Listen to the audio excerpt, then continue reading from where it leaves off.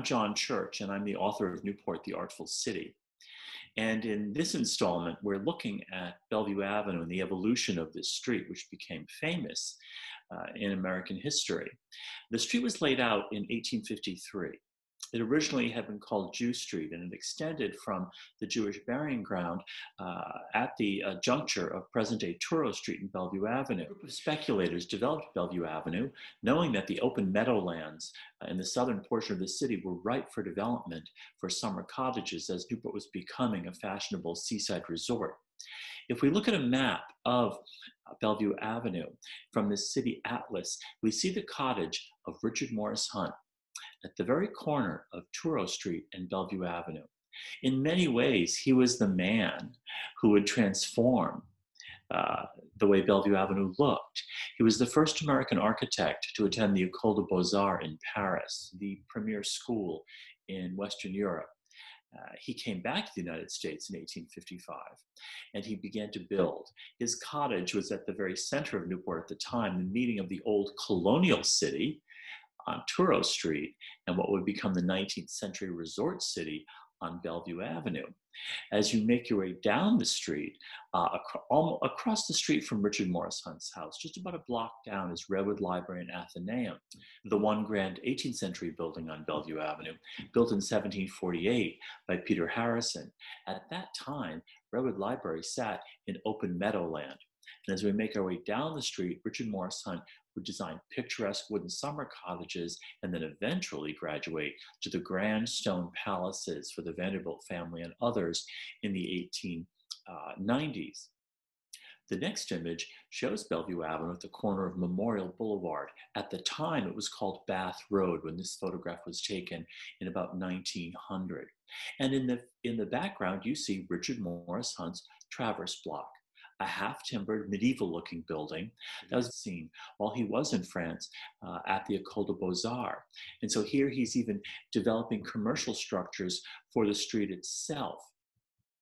The other image shows Bellevue Avenue to the south of that area, and here is the main defining character of Bellevue Avenue, a wide avenue with a French name, Bellevue, beautiful view, lined with trees. It's an interesting architectural development. The premier art critic of the time, Mariana Griswold van Rensselaer, wrote of Newport, and particularly this section of Newport, that it was that particular way of American planning.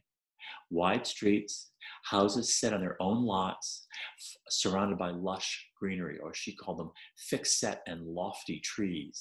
It's a place where society came in the summer, and it was a place where one was to be seen, to see and be seen. I always say the houses and the avenue were designed to tempt and to taunt, to conceal and reveal.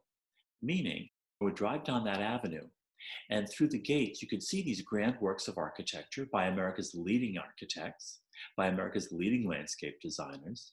You could see part of it, but not all of it. Only the invited could see the inner sanctum of that. It was that sense of show and display, but also of concealing.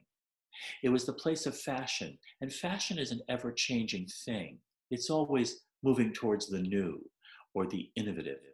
And so Bellevue Avenue literally was this laboratory for design, as America's leading architects were building houses here. And the minute a house, a very private thing, was built, it of course was usually immediately engraved or photographed, and so the world could look at it. So Bellevue Avenue is a very interesting history of design and that way of American planning, which was happening across the country, the notion of the individual house as representative of the individual.